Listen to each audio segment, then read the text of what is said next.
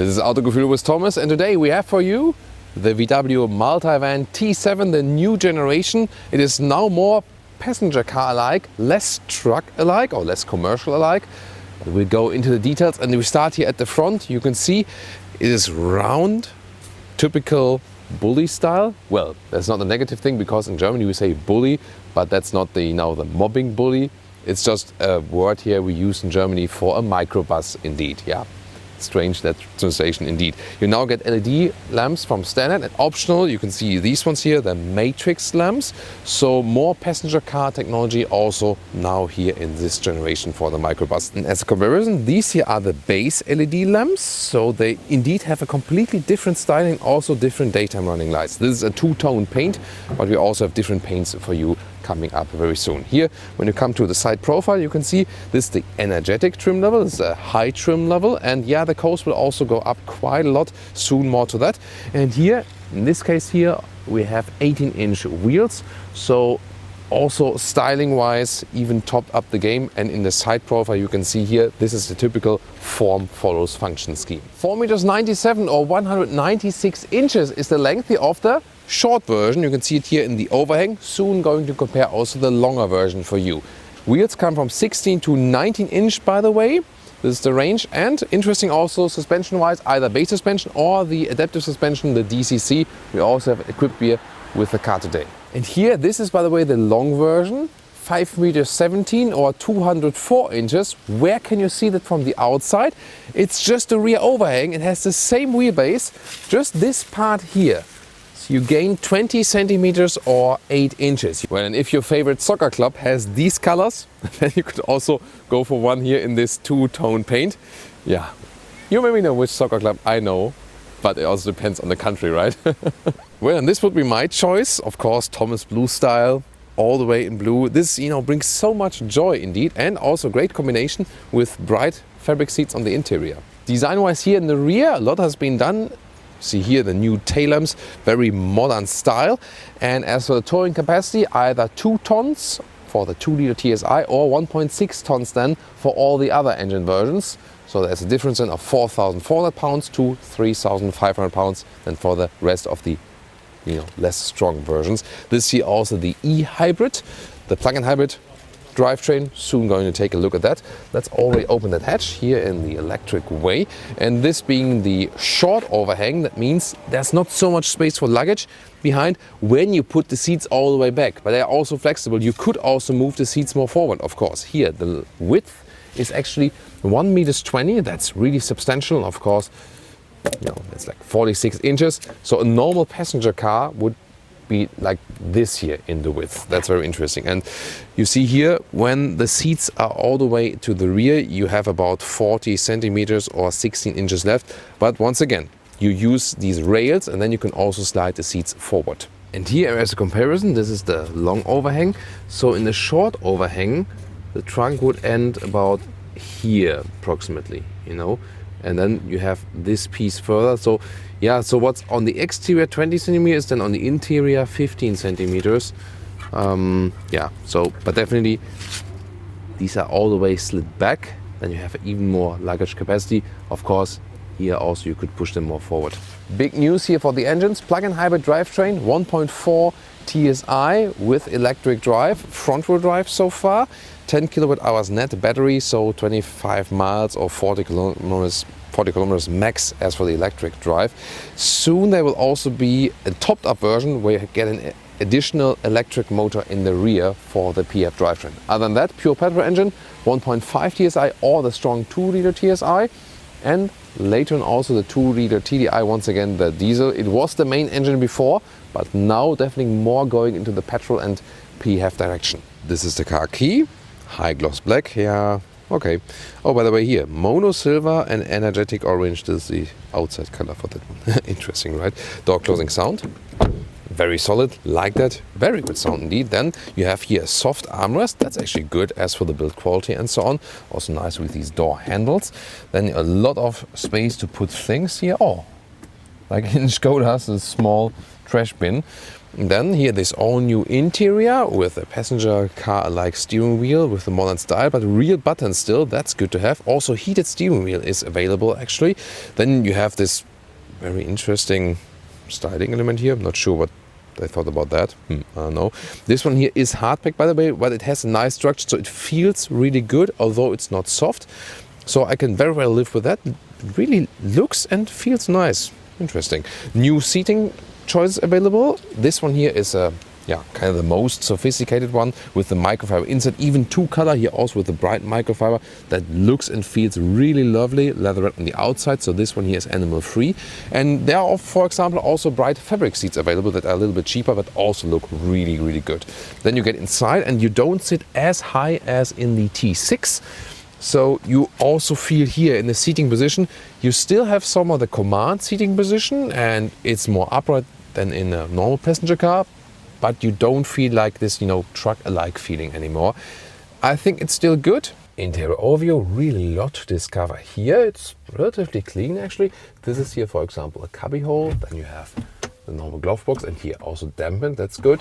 This is the hardpack material here.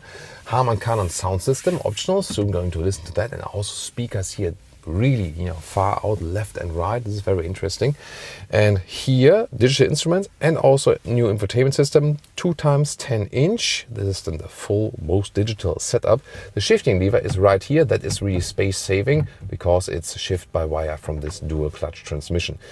Yeah, then about here, the non-backlit temperature sliders and also volume sliders. We don't need them, we know them meanwhile, so we would like to have real climate dials, but then again they could create a very clean cockpit layout for that. Sumo deals to the infotainment.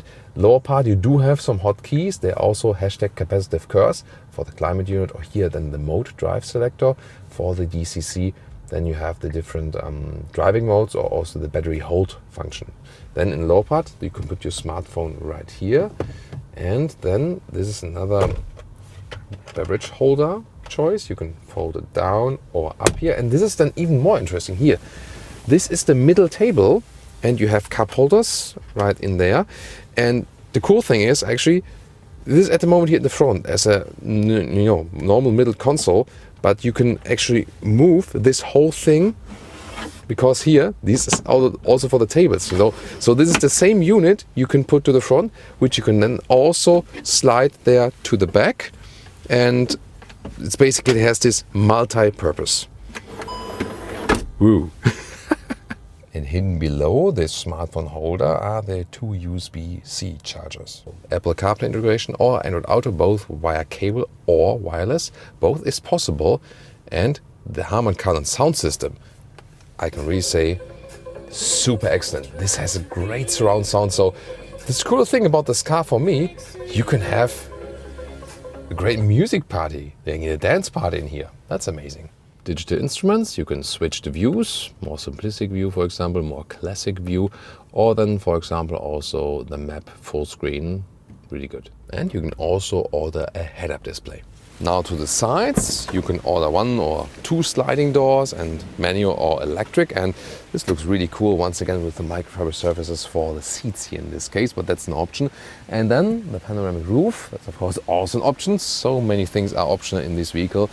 Yeah, but that leaves a lot of light in, and let's crouch inside, and you have this new rail system, so you can easily move the seats front and back. And this goes in a very, very easy way and is a very smooth process indeed. And in that way here, this is a 6-seater setup, but you can also get a 7-seater setup, for example. And you can also put the seats as they are right here, facing each other, but you can also move them around. And that's also one crucial thing of that vehicle here. It's so easy to move the seats, but also to put them out completely like this. You can, for example, fold them down, then you have cup holders on top, like it's an additional table.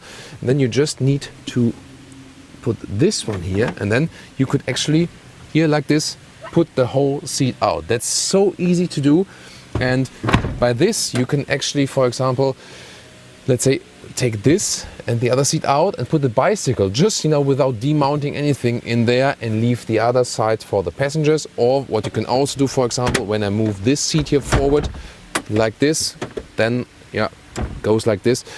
then we would have more trunk. Or then again, if you say, your family is like, 4 persons overall, then you put these 2 seats here just and put these 2 completely out. And then you have here like a massive trunk length and can drive with 4 people, so that, you're staying really, really flexible. And you can also now pull this table like this. So move it then to the back part. And then once again, push it here to fold it up. And then we can also, maybe a little bit further, like this. And then I can also use this table right here. And we can have a nice picnic. So I took the first seat out then, and I slid this one forward. So I can also take this one out then. They are quite heavy, but it's okay, depending on how strong you are actually. And then I want to show you the perspective from the rear, where we have one side. And here we go. We can take out this cover. By the way, here's a small torch, so you can also take it out. That's possible. And this is here the control for the towing hook. So then see here, there it is released. But what I actually want to show you here, I took out the seats now on one side. Of course, you can take them out completely. And then we have here indeed 2 meters or about 80 inches. So it's more than 2 meters here to the front seat. You can see here. That's like, see here, when we take the last bit also like this. Yeah, it's like 2 meters 30 or like, 90 inches. So that's really a good result. And if you want even more length, then once again go for the longer overhang. And how to create a 3-seater setup here for the rear. There's no through bench available, always single individual seats. And here for this, then you have to press a button here, and then you can release these armrests like this and like this. Very interesting. And then I already turned around the seat here, and then I just have to slide it backward because I'm now using the middle rails like this. And then we can also, where is it? There it is. So, and that way, here we go. And then we have one here also in the rear. And I really have to say, all these seats here also in the rear are very comfortable indeed. So no matter where you are seating. So this is the fun thing about this vehicle.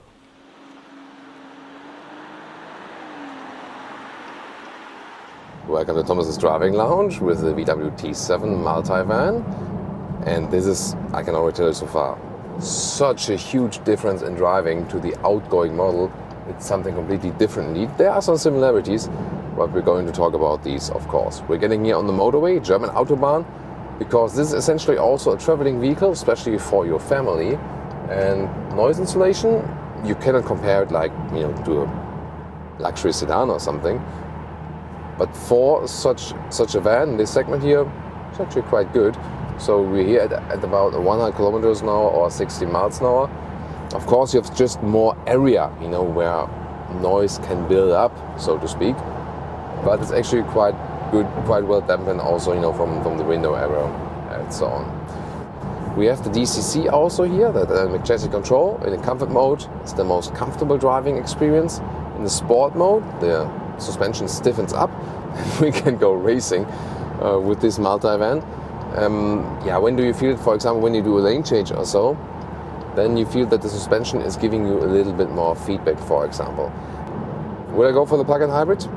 Here, from the motorway performance, the normal pure petrol engines would be better, because this 1.4 liter petrol engine is not the best as for the performance. It feels kind of stressed when you really hammer it, and the electric boost doesn't give you any big advantage at higher speeds. It's more something for lower speeds. And now some countryside or city driving, a little bit slower and so on. And the very interesting thing is, so predominantly motorway driving, we have a very efficient result so far. 5.5 liters on 100 kilometers petrol, and around 9 kilowatt hours on 100 kilometers as for the electric drive. But I mainly really use the combustion engine on the motorway, which is the useful thing to do in this case. And this is some 40 mpg US or even 50 mpg plus UK. So very efficient result. And we know this plug-in hybrid drivetrain so far, and it's not the best in the world.